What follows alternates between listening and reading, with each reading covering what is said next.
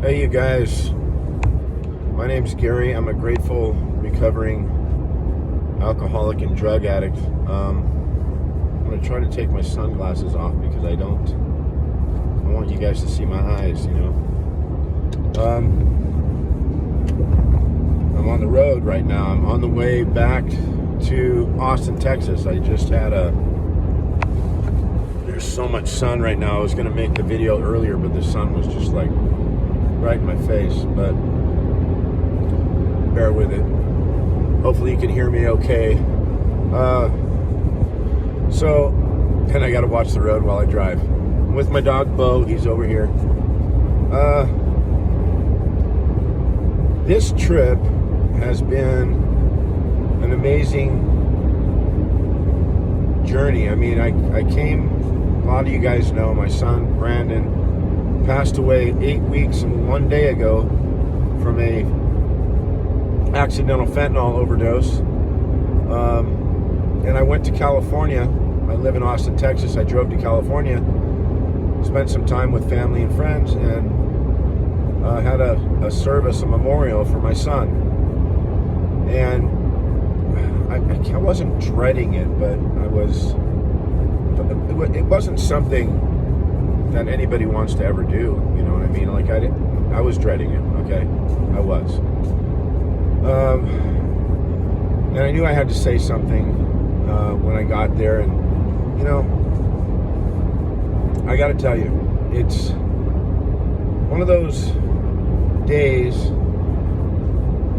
I'll never forget, man. It was because it was so positive, and there was so much love in that room and in the day itself, and the energy going around it, and everybody who pitched in, and my ex-wife, you know, she set the whole thing up and everything, and it was just like something she wanted to, well, she didn't want to ever do, but she felt she needed to do, you know, for her son. And she did a fucking unbelievable job. So it was a beautiful event, right? And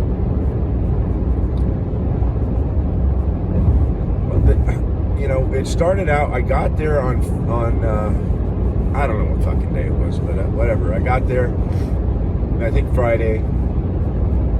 I went to a morning meeting. I drove from Palm Springs to Long Beach. I went to a morning meeting, and there, in this morning meeting, there's, you know, at least 150 people, right? Maybe 200. I don't know. It was a lot of fucking people, right? And I was going there to meet a buddy, and actually a few buddies, and they, you know, I went to the wrong place in the beginning. I barely got there on time because they moved the meeting from 20 years ago when I used to go. They moved it to a different location, actually a better location. It was like, it's right across the street from the ocean, like the water and everything. Like when you walk out the front door of the meeting, and you're looking at the ocean, Pacific Ocean. I mean, it's in the heart of Long Beach. It's absolutely gorgeous, right? You know, you can you see the two little islands out there, Terminal Island Federal Prison, and then some other little island. It's just a gorgeous view, right? So I get there. I barely get there on time. It just starts. I sit in a chair that has an old friend's name, right? Old rock star's name on it. And we aren't like super tight, but we know each other through the years. We've spoken plenty of times on the phone and stuff. Like, he actually tried to help my son, Brandon, who passed away. He tried to help him years ago when I put a phone call into him. And I'm not going to mention his name because I don't have his I'm sure he wouldn't mind, but I mean, I just don't have his permission, so I'm not going to. But he's a friend, and he loves. He's nuts. I mean, no, he's certifiably nuts. But one thing about this guy, right, is he loves Alcoholics Anonymous, and he's got Man, how many years sober? A lot, man. It's somewhere in between. I'm going to say 25 and 30, So, his name's on this chair, like somebody saved it for him. But I think he's out of town touring because I didn't see him. So I walk in, I see his name on the chair, and I'm like, I'm sitting here. It's not like he's going to go, hey, get the fuck out of my chair, right? So I sit down in that chair, and he didn't show up anyways. Like I said, he was probably out of town. So this meeting in particular, they go around the room and everybody introduces themselves. So I say, I'm Gary from Austin, Texas. I'm Gary, I'm an alcoholic from Austin, Texas. I'm a visitor. I used to come here many years ago, and, it goes around. So it's the meeting where if you're leading the meeting, you tell your story, and then they share, or they pick people. 150, 200 people, the guy's like, all right, you over there, right? So I'm sitting there, halfway through the meeting, and the meeting sparked a lot of energy inside me. It was like, I was listening. I try to listen to everything, and I try not to judge people and start judging my way out of the fucking meeting. I try to, because, anyways, I try to get well there, so I try to grab onto people, the things I can relate to, and there was a lot going on there that I can fucking relate to. Every meeting is the same, I try to listen intently and listen to what people have to say. So, can I share this? Okay, I can share this. I can phrase it like this. A guy shared, he's going through exactly what I'm going through, but he's already went through it. I want to say like a year ago. Okay, exactly what I'm going through. Right? Not exactly, but he lost his son. Okay, a year ago, in a tragic way. Feelings are the same, Can't talk to the son anymore, and just like me, I can't talk to my son anymore. The pain is like somebody grabbed his fucking heart, squeezed it, twisted it, and ripped it out of his fucking chest. That's what it feels like. And so my friend wanted us to connect, and we did after the meeting. But anyway, so I'm listening to this shit going on in the meeting, and then I'm kind of like, I don't know. Then I started like kind of daydreaming, or I don't know what I was thinking about. And I hear, hey, the guy from Austin, Texas, we want to hear from you. And I'm like, did he just say me? And I look around and I'm like, fuck, he just said me. So I got to stand up, man, and 150 fucking people. And he sideswiped me, man. I didn't know where it came from. And I'm like, I stand up. I have no idea. I have no pitch generated. Usually in AA, like I'll think somebody will spark something in me. And then I need to share this. I raise my hand and I've got it kind of set up how I want to do this, right? So he hits me from the side, and I stand up. I'm like, hey, my name is Gary I'm an alcoholic from Austin, Texas. I used to come here. I don't know what I said. Like, I know kind of what I said, but I told the truth. So I told them why I was there, and told them where my son passed away, and everybody knew where it was. And it was, it's a mile away from the meeting. And everybody, like, it took me, so I shared from the heart. I told them why I was there, and I told them what, my troubles, and I just did an inventory on the way here because I was resentful,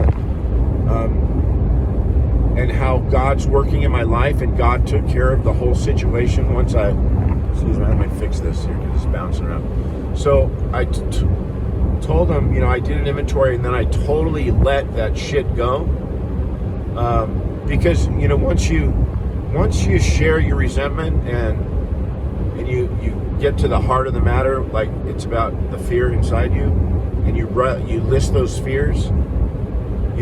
I've had fears. I mean, I'm not going to go through that shit, but I've had fears like, it's always about like what people are going to think of me, what it makes me look like, what,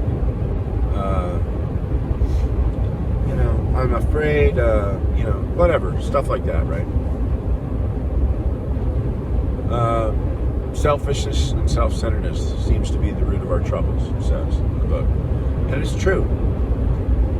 I'll speak for myself. It's true with me. And a lot of other people I hear, because we're all kind of put together the same. We're all kind of nuts. So I share about all that stuff, and I tell the truth. And I told the truth in front of 200 people. And after the meeting, it took me about an hour to get out of there.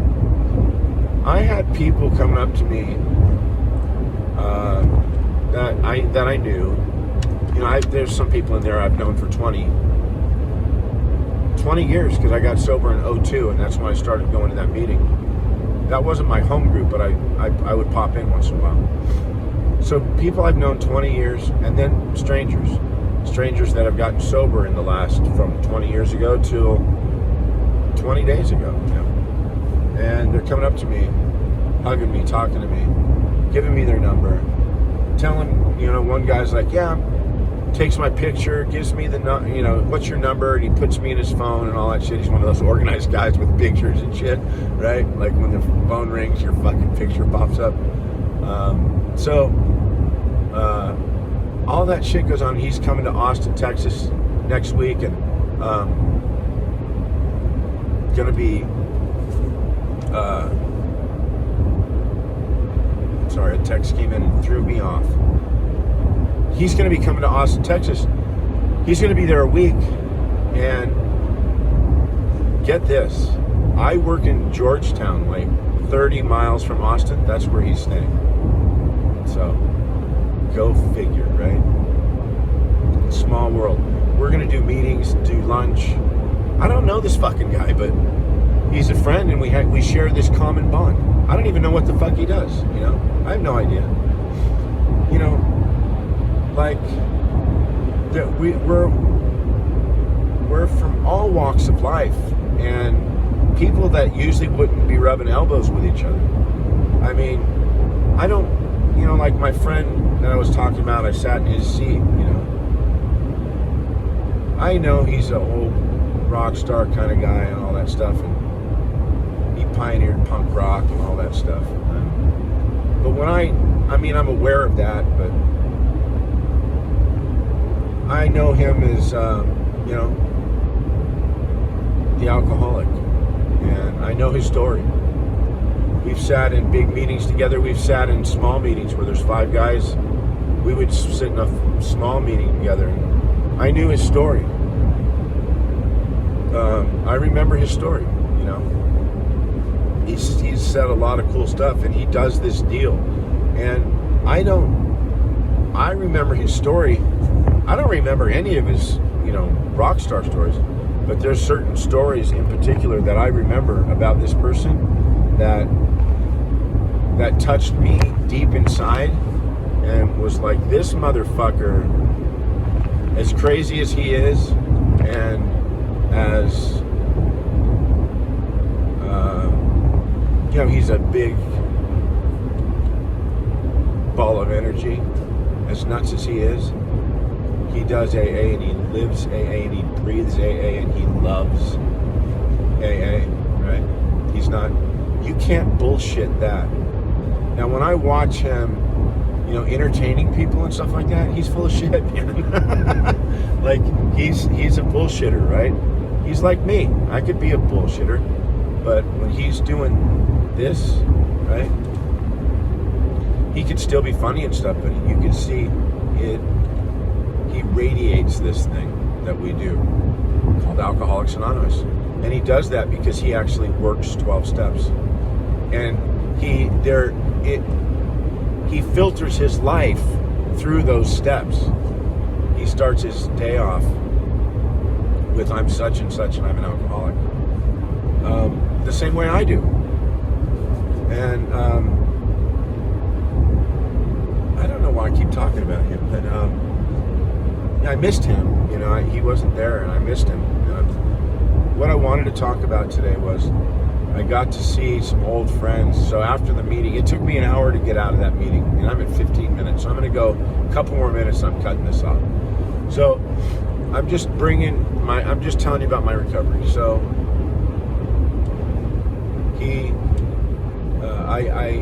after the meeting, it takes me an hour to get out of there probably.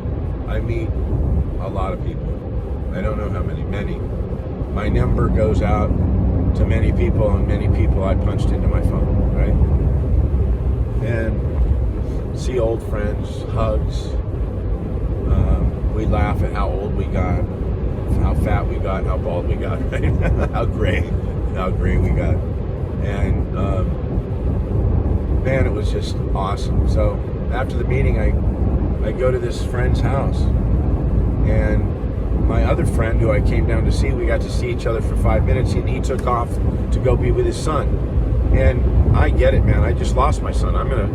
If I'm him, I'm gonna spend every fucking waking hour with my son if I can, because I just lost mine. He watched me go through that hand in hand. I mean, we were on the phone together. He's listening to me cry for many days, right? And he watched what it did to me. So he's probably going, I'm not going to miss this shit with my son, you know? And I have no resentment or anything. I was bummed a little bit because I went with this other friend to his house for breakfast that we know each other, right? We're acquaintances. We're like, hey, dude, what's up? You know, pat each other, high five each other. We haven't really seen each other for, 10 years. And we know of each other. But I wouldn't have recognized him. I mean, he looks great, but we get older, and like, he had dark hair, I had dark hair, right? I still have a little bit of dark hair, but I'm losing it, and I got this gray shit, so, and he's this guy is, so this guy that I'm talking about he's a pillar of strength in AA.